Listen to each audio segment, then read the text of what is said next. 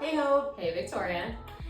So today we are talking about finding an apartment. This is the worst part of moving abroad. Finding an apartment is so brutal because you could do it a lot of different ways.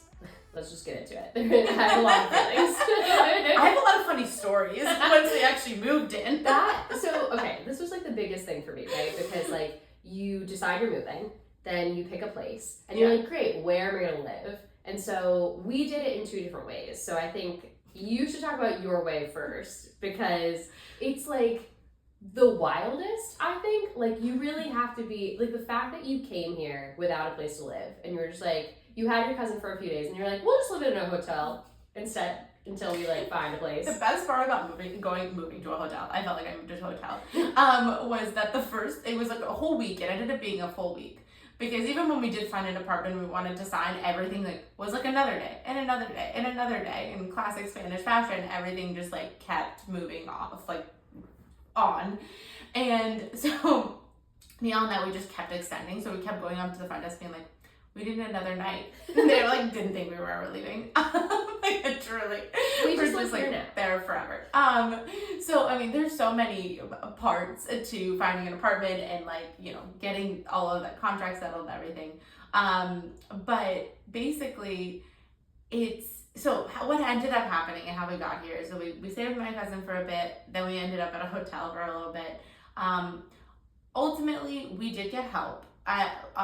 Chris, like my husband Chris's company, offered a person. We did end up paying her, like something to support us, to help us look for an apartment because it is really difficult. I do have to say we got a little lucky in this one part of moving during a pandemic was that there were a lot of apartments open, like because there were zero tourists, like they were just an abundance of apartments, which I know from now is just not the case, and I'm sure if you're moving now that you're not going to find that, especially in a really popular city. But at the time we did have a lot of options, so when we did decide, you know, we'll go into different neighborhoods and look at apartments, the only criteria we had, because I do think it's important to come with a criteria of what's important to you, like if you're coming from the US, do not assume you're getting the same size of anything when you come to at least Europe. I can say that as a general, I'm using it as a continent, but for the most part, Europe does not have the same sizing as the US. So like how many rooms you want, what your budget is, all of that stuff. So we really were looking for a 2-bedroom at least because we really wanted to have a guest room for people to visit.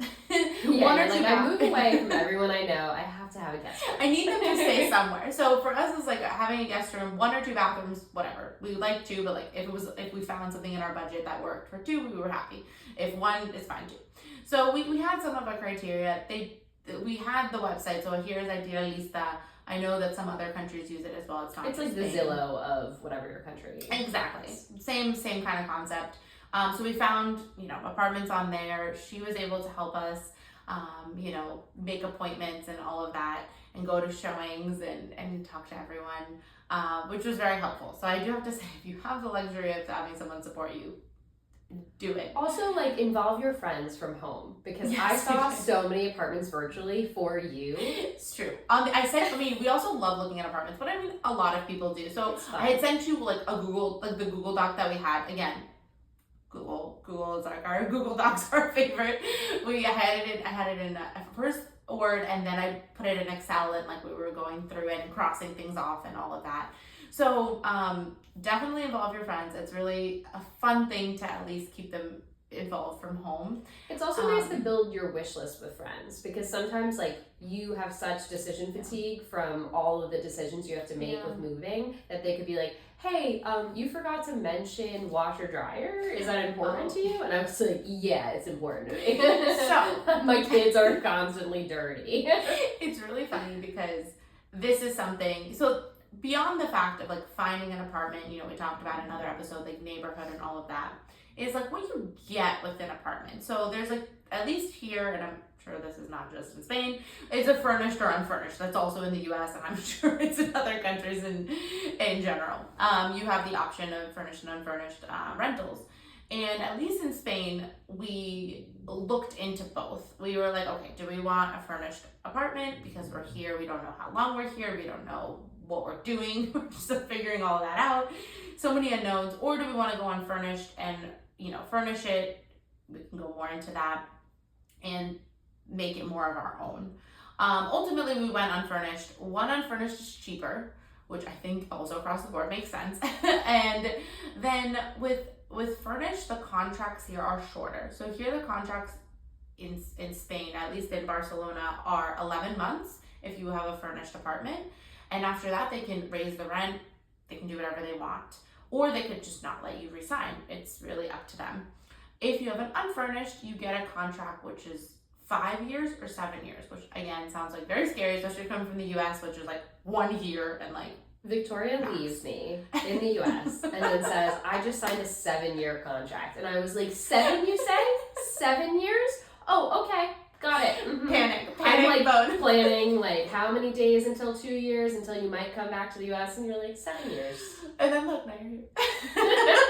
But Weird. to your point, like I think Yes. that there are things, and this is like specific to the place that you go. Of So like course. join that Facebook group, join an expat group of people Yeah. like, hey, I just moved to this place, like I need help understanding like what do I not know? Yeah. Because that's one of those things that people can be like, all right, maybe beyond the ChatGPT of it all, like what are the things that Do you more don't than have me. Victoria? Basically, do more than what I did when I moved. Like, well, if somebody, but I had you. So if somebody doesn't have a Victoria, I think like you need to outsource. You need to get into the community and ask like, hey, what are the little details? Because I agree with you. We also used a realtor, and that's good for different things. But I do feel like crowdsourcing people's opinions and experiences is really important too. it is, and the more I've lived abroad, the more I recognize how important that is to build your community and to learn things about where you are, because there's so many things in like Massachusetts that I didn't know. And I grew up there. So and the older you get, the more adulting you do. And the more like adult things come up and you're like, oh, I really should know that, but I don't. Like nobody Well, talks there's about also school. neighborhood specific things too, because Yes. in like the last episode we talked about scouting, and one of the things I think that you miss during scouting, unless you happen to get an Airbnb in the exact place that you decide you're going to be, you don't know what noise levels are like at night. One of the things that I would never have considered was like, there are a lot of festivals here, like a lot more than in my suburban Massachusetts town. So they were like 0 to 100. more like 0. I don't know. The 250th anniversary is coming up, so maybe 1. But like, there's a part of it that's, oh, some people feel like, Gracia is great for families, but then on the other side of that, they have a lot of festivals that go through the streets, which means a lot of the times you're getting fireworks, you're getting loud noises really late at night. Like, those are things that you need to like live in, but as much as you can do before you live in it is excellent, because like boots on the ground, there's a shit ton of things that you have to do. So anything that you can figure out beforehand from like other people's experiences is ideal when you're trying to find where you're gonna live. 100%. All of that is important. And I think like back to what we were saying about like furnished and unfurnished, on top of like the neighborhood and what street you're on, and if it's a really busy street or not a busy street, because I know that was really important to my husband Chris, that we weren't on like an insanely busy street. I didn't care as much, but he was like very adamant. I also think it's because I sleep like a rock and he does not. Like I can sleep through anything and he cannot. It's also location of the apartment though, because like whether or not you're facing the street or you're in the back of the building, like there's advantages to both, because like you get the beautiful views of some of this great architecture. Yeah, street.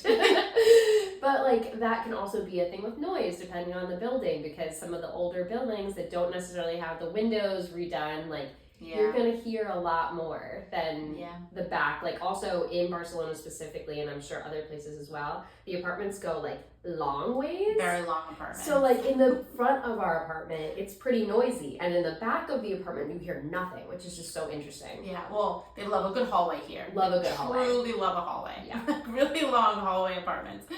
And they love a small room. But anyway, that's a very European situation. But you had said before, which I agree with, like that's another thing. If you're able to do, this is great if you're on a scouting trip beforehand, but like if you can, even for your Airbnb, figure out the square footage, because for us, we were going from a house to an apartment. And so especially like it's not feet here. So like I didn't even have a concept of like meters. So I was like, well, I don't understand what you're talking about. So like to experience that is also really good because you might think you need more space or less space than you actually do. So actually seeing like a layout of something is really, really important.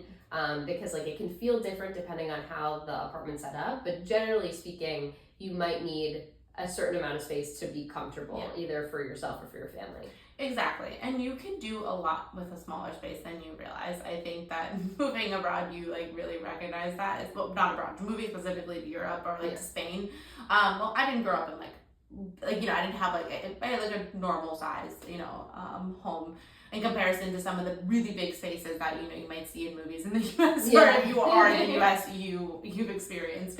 But yeah, basically like deciding, so we ended up deciding to go back to what we're saying, ended up deciding on an unfurnished apartment because, like we said, 7-year contract. Sounds scary. It's really not that scary because, so in Spain specifically, 7 years is if your a company owns your building, and it's 5 years if it's an individual landlord. Mm-hmm.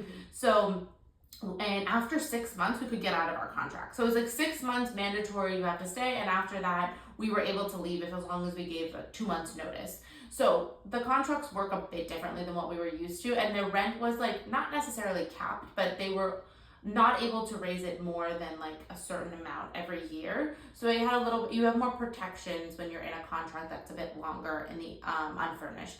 So we figured we wanted to furnish our own place. We wanted it to be cheaper. We didn't know what we were doing, and we figured if we, you know, we tried to do the math a little bit, like the difference between a furnished and unfurnished, plus how much we'd probably have to put into furnishing it, at least to get the basics, and if we stayed 2 years, like what that would look like. So we kind of we did some mathing, and all of that.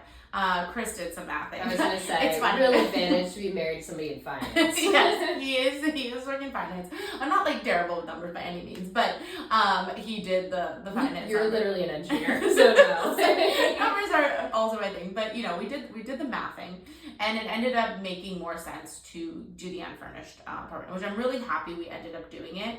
And that comes with a lot of another layer of then you have to buy things for the apartment. When you move in, there is nothing, which has a lot of funny stories that we personally experienced, and I know you did too, a little differently.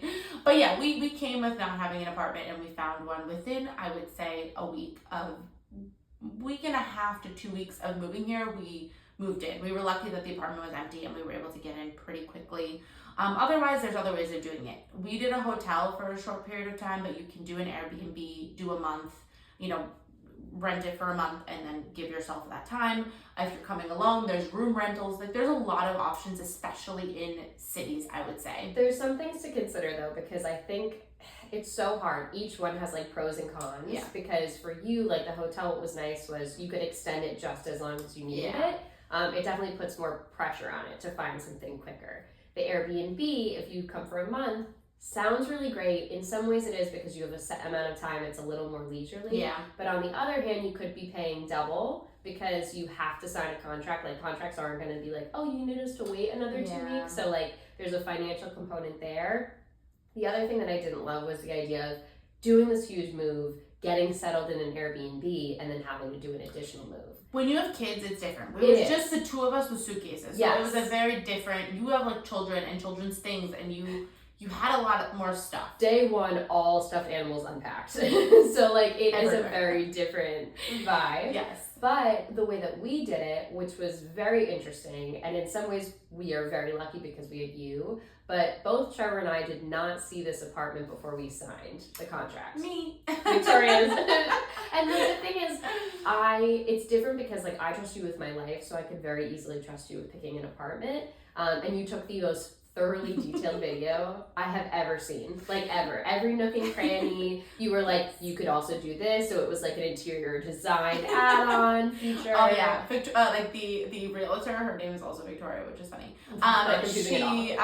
She was like, I'll hire you. Yeah, that's how detailed it was. Perfect. But she did say, she was like, she checked actually a video of a different apartment for us. So like, it's not the most comfortable way to get an apartment, but if you are working, if it's your only option, one thing you can do is you can use a realtor, you can have them take videos for you. Another thing you can ask them to do is take a video of the street. Like, she definitely thought I was a little unhinged. I am a little unhinged, but I was like, hold on. I was like, I need videos of the street because I wanted to know where I would be walking on, where I would be coming home, especially late at night with my kids.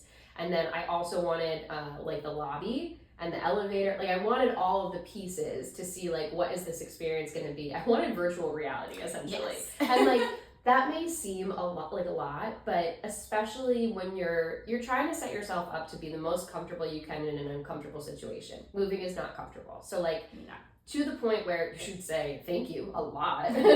Like, you should ask for any accommodations you need to like set yourself up in the best way possible. So I will say you're gonna have to leap, because I remember sitting at my kitchen table in Massachusetts on the phone with my husband being like, listen, I don't know if this is the right place. It feels like the right place, but if we lose it, we're basically sacrificing it to some version in our heads of a more perfect apartment, because there were some quirks about this apartment that we didn't love. One of them being that our washer dryer is outside, which, like, again, you had asked me like 4 years ago, like, oh, are you gonna move to Spain where you don't have laundry inside? I would be like, huh, good joke, but here I am. But all that to say, like, you don't know what you're missing out on, and you don't know if you're letting go of something too soon. So that's also you gotta jump. Problem with our society nowadays. We have too many options. We always think our next option is better. It's the same with like dating apps. It's the same with Netflix. It's the same with everything. I can't make a decision to watch a movie. Like apartment Tinder. Yeah, I truly can't make, like, sometimes I'm like, I'm overstimulated with all my options, and I just like can't make it. Same thing when we like renovated our apartment, which is a whole other episode, buying and renovating a home in another country, because now we don't rent anymore. But it was like, thank God for like our really good friend that was supporting us, also an interior designer. Like, she was like, here are 4 options. I'm like, thank the Lord you summarized that into like 4 tiles, because I don't even know, like, going into a store, it's overwhelming. That's building what you want. When you're renting an apartment, you don't get to build it. You just have to choose. And to your point about furnished, you're envisioning, and you're like, but there's so much that's different, that's like not familiar to you. And so furnished or unfurnished, at first I was like, oh, furnished makes sense for us, because like you said, it was like a 2-year experiment. Just financially, we rent our house in Massachusetts, so we don't have any like money from furniture that we had sold, versus you guys sold all your stuff, so you at least had like a replenishing pile of money to like buy new things. We were just like, we have nothing. But like, I thought that furnished would be worth it, because when you have a family, you have like negative time, right? Like, you have very little kids. But it turns out then you interrogated a little bit, and I was like, there could be a lot of things there that we have to baby proof. What if we end up ruining it, trying to like wrap this thing up?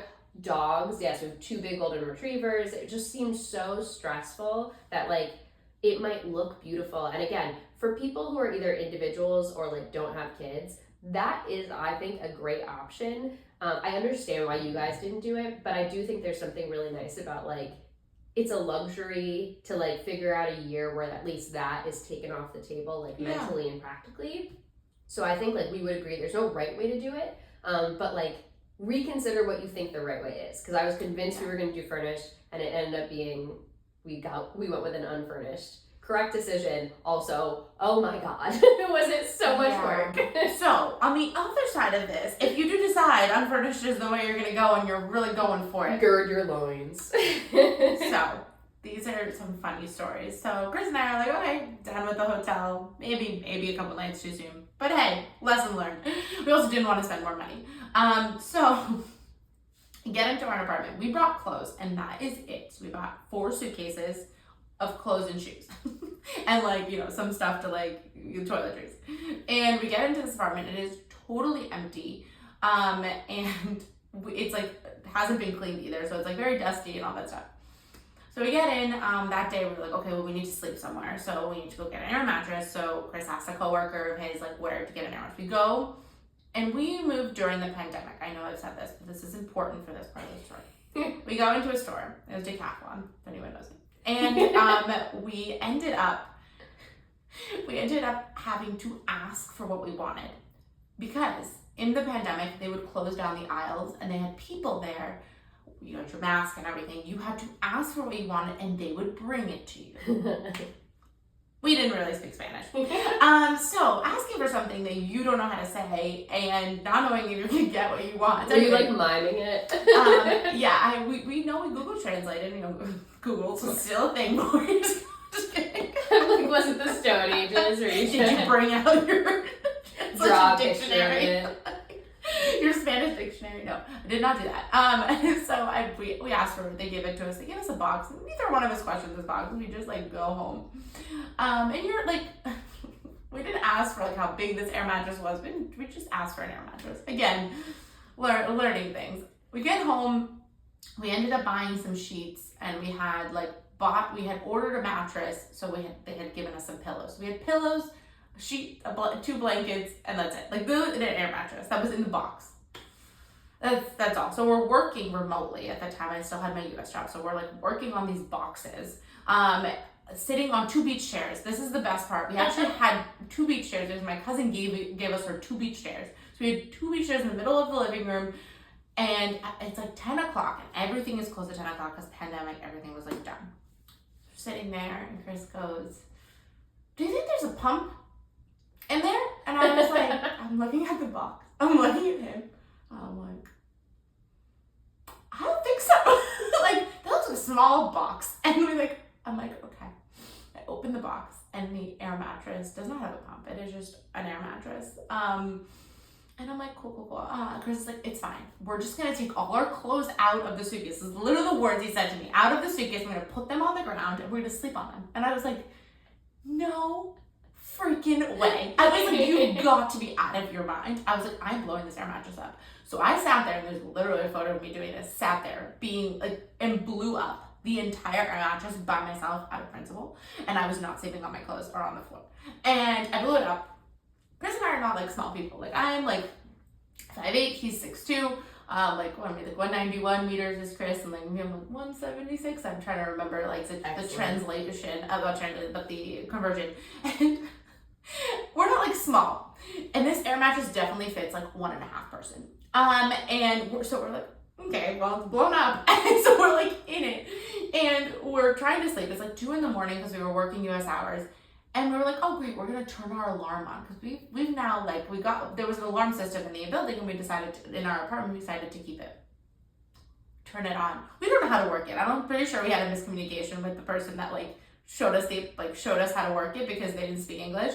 We thought we understood. We turned it on. We didn't realize that once we turned it on, we couldn't leave the room because it was motion sensitive. So Chris decides to leave our bedroom to go get something from the kitchen. He leaves, sets the alarm off loud, beep, beep, beep. I'm not even beep. It was just a horrible sound, and I'm startled awake. It was such a wild first night, one thing after another. But we laugh about it so much now, with our 2 beach chairs in our living room, with our air mattress that we barely fit on. Weird times because we couldn't really go into stores like you would normally go into a store now and buy things. So we also knew nothing. We knew about IKEA. And that's another thing. Recommend searching what type of home stores or stores that you can buy things that exist in the country you're moving to, because I had no idea. I know about one, and now I know all of them. We will write them if you go into Spain, truly all down. But IKEA was the only thing I knew, and the only thing I knew that was cheap and came quickly. Yeah. So anyway, IKEA has its purpose. I think that was the thing when we came. I was like, all right, I know that we're gonna have to furnish things quickly because we can't live necessarily like that with 2 kids. But the difference was we made sure you almost have we're landing from the airport to this unfurnished apartment. That's the situation that we're in. And so you kind of have to DIY your kids' rooms. You have to have room in a suitcase. And so we basically were let's purge the stuffed animals. You have some things you're gonna just put up on the walls, because you have to make it fun for them, because they have to feel they're not in the nightmare that you feel you're in. That's an outside versus inside situation. You're parenting. You have to make it seem okay. We didn't have to do any of that. But also So like you're like unparenting me. This is like not going well. But it's one of those things that like the crib was easy because we could get the crib the first day, the mattress IKEA, for example. We were like, okay, that's easy, it's cheap, it's gonna be quick, like all set. Charlie, on the other hand, we're like, this is an excellent time to switch her to a toddler bed. So like we're just trying to do a lot of things. It's a very exciting time. But changes everywhere. the toddler bed I ordered, I was like, I'm gonna do it ahead of time, it's gonna be great. The problem is you can't really get something delivered to a place that you don't live in yet because you don't live there. So there's a bit of a gap in between when the toddler bed was coming and when we were landing. So we had to make it like a fun sleepover. So we just had like tons of blankets that we're like, we're gonna put them on the floor. And Charlie's like loving it. She thinks this is amazing. And so we're just in a pile of stuffed animals, tons of blankets. I'm sleeping on the floor with the 3-year-old who she's thrilled. I'm like, ow. Like my bones You're are not, 30, my neck is like not equipped for this anymore. But like, you really have to laugh or you will cry because you don't realize how little nothing means in your unfurnished apartment until you get there. And you have nothing. You literally have nothing, and I think for people doing it, like if we could offer advice, if there's like you land to maybe like 4 or 5 days out, day one, list of things you need. Things that I did not remember. Towels. You know what you want to do when you get off the plane? You want to shower. You know what you can't do if you don't have towels? Shower. What do? Shake like a dog. How many days did it take? It was so brutal. I was like, I don't even understand. So like that's one of the first things you have to do. But also like you have other things you have to prioritize. You have to feed everyone. You have to get like, so you have to go and get some groceries. Meanwhile, we don't have a fridge because the apartment didn't come with a fridge. Yeah, that's a fun thing. Something to note about all of this is definitely depending on your country for sure. But apartments, when they're unfurnished, don't come with certain appliances here in Spain. Pretty sure it's similar in Greece as well. I've heard in Germany you have to buy a kitchen. In some countries, it's like, oh, you have to buy the floor. What do you mean? I think that's the Netherlands, is that you don't get a floor. I don't understand. Basically, you're renovating your apartment before you rent it. Which, like, in some ways, I, like, conceptually get it, right? I'm like, oh, like, you know, you're renting, but it's your home, you're living in it, but, like, are they taking the floor with them? Like, you're just moving the floor and then putting it, honestly, somebody needs to explain this to me. Well, I need to go down a TikTok rabbit hole. Like, I do not understand. I just know it's a fact and I can't cope. But for us personally, yes. with no fridge, I was like, fridge, all right, yes.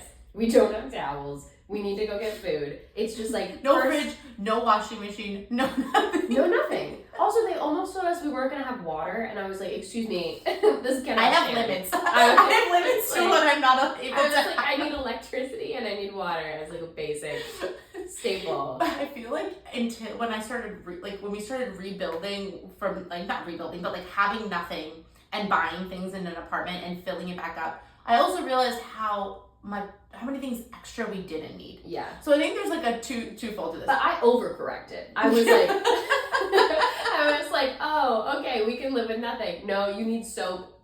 You went to a true extreme. And we'll link on the website like our little resource like checklist guide of like, okay, your first 5 days, like kind of like a expat survival kit for the first few days. But like I would say towels were a big thing. You, ever the cleanest person I know, cleaning supplies. You came a vacuum, prepared, a vacuum, because you don't know. Yeah, you need to be able to like clean the area. You need to be able to clean yourself. Mm-hmm. Those are really like the first initial things, and you don't really need it. Like the first day, you could just order food. So like you don't actually need like utensils or anything. I would say second day you focus on nourishment. So like you go and like I think the way you did it was really smart because instead of getting like a continuous supply of plastic or paper utensils and all that stuff, you were like, okay, I'm gonna get 2 forks, 2 spoons, 2 knives, and we'll just wash them. And it made a lot of sense because it was like less wasteful and also you felt like less of a trash person because you had actual utensils. I lived without a spoon for like months.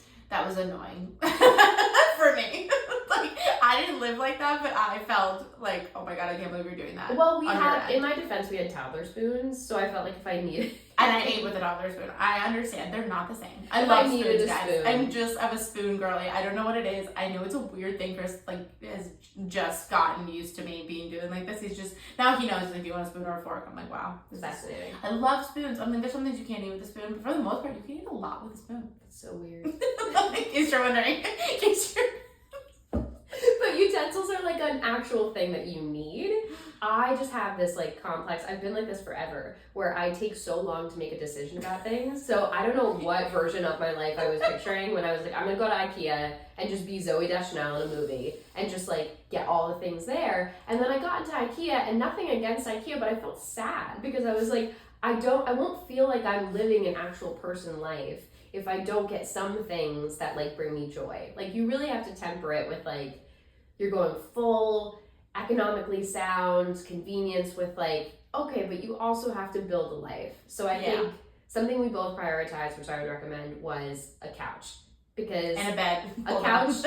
Two places where you can sit and lay. Yeah, you need places that are comfortable. Yeah. Like there are big pieces in your house that maybe you don't even have to, it's not a money thing. Like in our case, I think we did both prioritize spending a little bit more money on those two things because we wanted to just like buy them new. But you can get a nice couch on like a Facebook Marketplace type of thing. It's just more like you don't have to get everything conveniently. Like you can wait a little bit to feel a little bit better about it in the long term. And I think the other thing I'll say about this is like, for example, our fridge, the first fridge we got and the first washing machine we got, that washing machine lasted a very long time. It just died recently. It was a sad moment.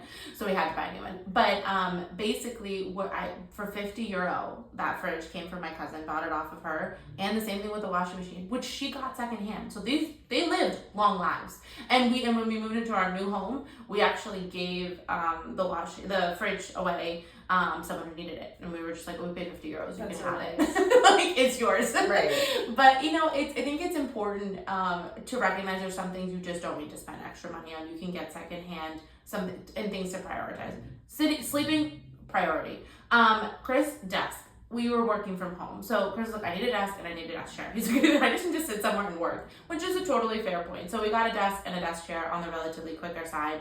And then eventually things happen over time. It took so long to get settled into our new apartment. Even when we moved, we still had things we didn't do. And I'm sure from anyone who's moved into a new place, they understand that. And it's also, unless you are financially able to, you can't buy everything at once. So. And you'll get creative. It's like when put in a situation, you learn to like do more hacks. Like I loved what you guys did with your mattress. Like after this whole escapade on the floor with the alarm, you guys had what? We got a day bed for our second room, which was IKEA day bed, which was great. But part of that, they come with like two small mattresses that when you pull out the day bed, you can put them next to each other. So what we did is bought an IKEA bed frame for our room. We bought the day bed in the other room, and we took the two mattresses, we put them on our bed frame, and we used them until our actual mattress came. It worked super well. It gave us, for like the month that it took to get our real mattress, somewhere to sleep. I mean, it wasn't perfect, but it didn't need to be perfect. It also beat that freaking air mattress that like didn't fit us on the floor. We're like, this is a luxury. Yeah, exactly, right? So you can do different hacks. Another suggestion is buying like one pot, one pan, one like spatula. Just have something so you can start cooking. You don't need the most expensive like set of pots and pans or the perfect utensil set or everything. It takes time. Embrace minimalism. Yeah. Right? Like you decide, oh, what am I going to sell? What am I going to move with? What am I going to store? So take those lessons and then translate them and think of, okay, when I was packing up my life, what were the things that I was like annoyed I was packing versus I wish I didn't have it all because I haven't used it in like 3 years or ever. So like take the skills, translate them, build slowly, and also have a plan, because I think without a plan, we would have been much worse off. So like I said, we'll post that checklist on the website because I think that's huge. Checklist, important, prioritize, be okay with minimalism, be okay with being uncomfortable. It's an uncomfortable situation regardless. And most importantly, have fun. I mean, ultimately, we laughed. You and I were sitting on your floor eating, like, after the kids were in bed, like, literally eating our takeout and just laughing at sitting on your hard floors, just, like, by ourselves drinking wine. You know, you have to make light of, like, a silly situation, too. So we look back and the memories are funny. Like, you know, it was weird. It was uncomfortable. But, you know, hey, we did it, we made it, we survived. You know, we're lucky to even be here and able to have like what we have. So, with good stories. Yes. And tell us your stories, because Yes. we want to hear what trash pandas, what did you say, trash holes? That's your word.